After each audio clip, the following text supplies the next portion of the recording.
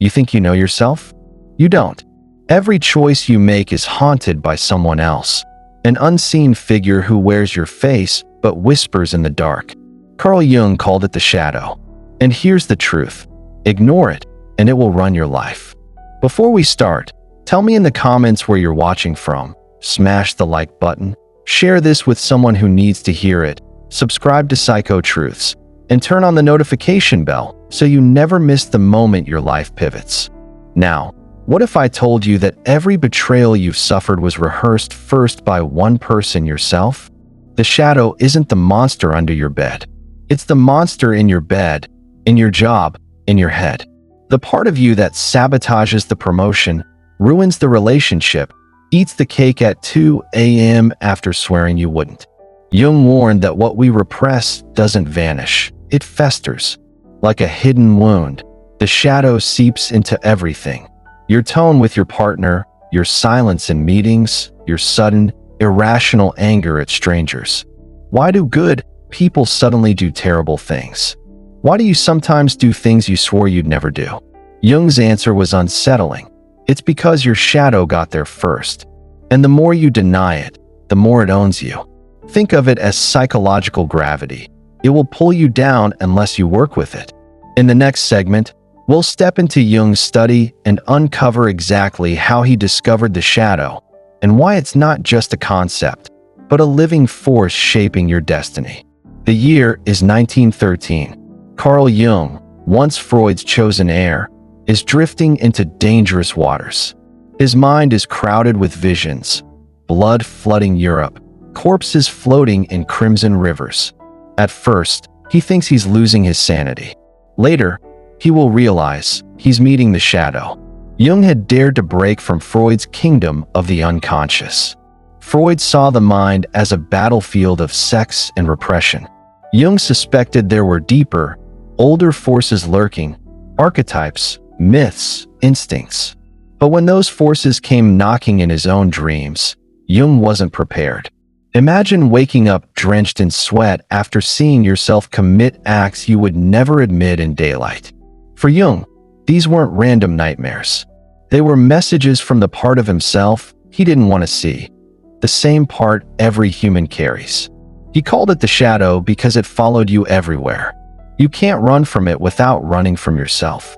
He wrote, "Until you make the unconscious conscious, it will direct your life, and you will call it fate." A warning and a confession.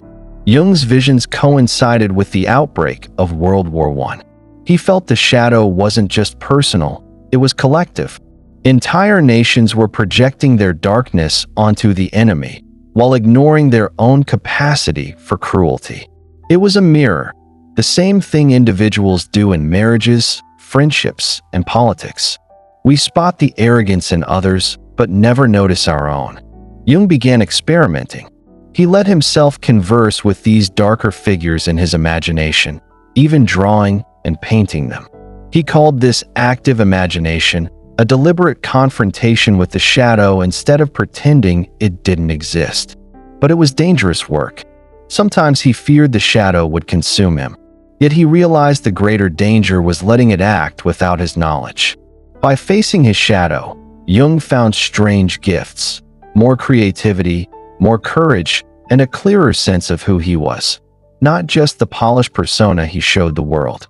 He learned that the shadow isn't only evil, it holds the raw materials of your potential.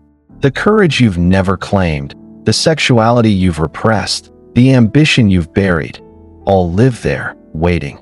In the next segment, we'll tear open your own life and find where your shadow hides. The places you betray yourself daily, without even knowing it. Self-betrayal is rarely dramatic. It's quiet, polite, reasonable. You smile when you want to scream. You agree when you want to refuse. And each time, a piece of you disappears into the shadow. It starts with small traits. You avoid conflict at work, so you swallow the insult. You want to speak in the meeting, but your voice locks in your throat. You call it keeping the peace. Jung would call it repression. That swallowed anger doesn't vanish, it mutates. Later, you snap at your partner over nothing or procrastinate on the project you swore you cared about. your shadow cashes in the debt. Jung noticed we often project our shadow onto others. That colleague you think is manipulative? The friend you call selfish? You might be seeing the disowned parts of yourself walking around in their body. Projection is the shadow's favorite disguise. It lets you stay innocent while pointing the finger. But the cost is high. You never reclaim the energy you give away. Consider the times you've been overly nice, bending so far backwards you could snap. That niceness can be the shadow wearing a mask, hiding resentment until it explodes. Jung warned, the most terrifying thing is to accept oneself completely. Terrifying, because it means admitting you're not always the hero of your own story. The shadow thrives when you're dishonest with yourself. Every fake smile, every unspoken truth, every time you downplay your needs.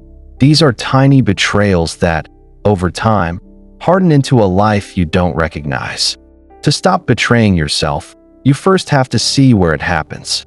Keep a brutal honesty journal for 1 week.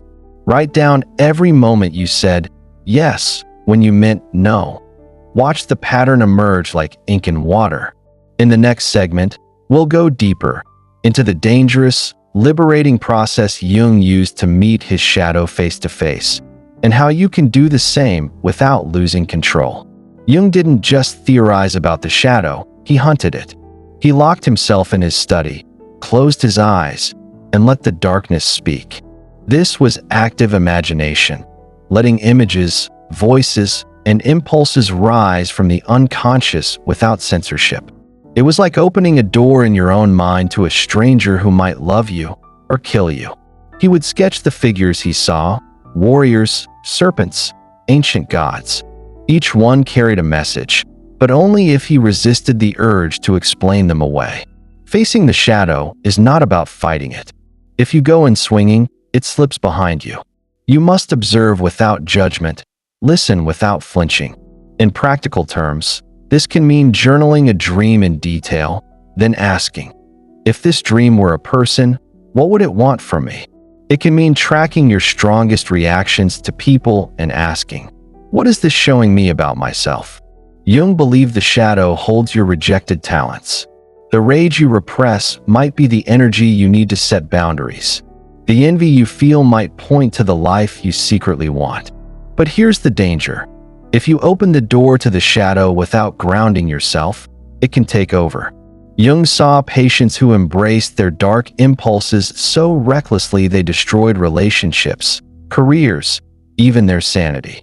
The key is integration, not indulgence. You don't become the shadow.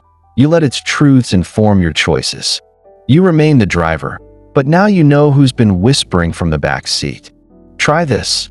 Next time you feel a surge of jealousy, don't smother it. Name it.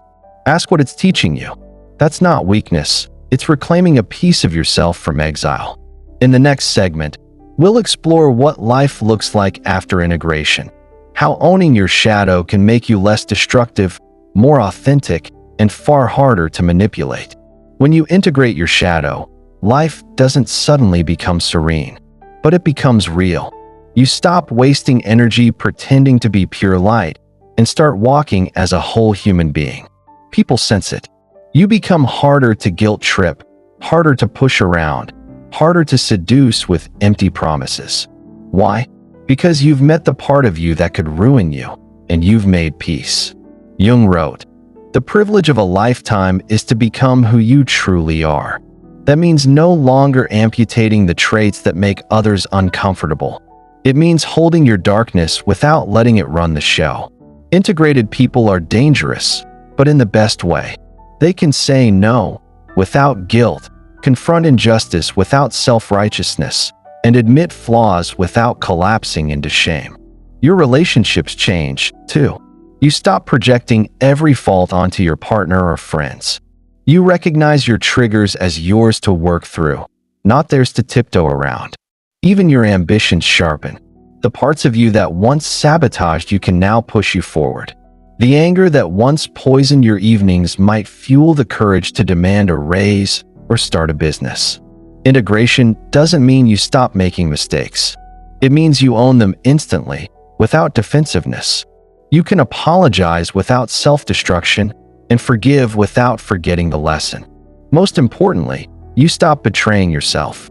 No more quiet yes that mean no. No more shrinking to keep others comfortable. No more blaming fate for patterns you refuse to see. The shadow never disappears. It walks beside you for life. But once you've named it, you can smile when it whispers, because you know exactly who's talking. So stop running. Turn around. Meet your shadow. You might find the ally you've needed all along. If this journey stirred something in you, like this video, share it with someone who hides from their truth, and subscribe to Psycho Truths.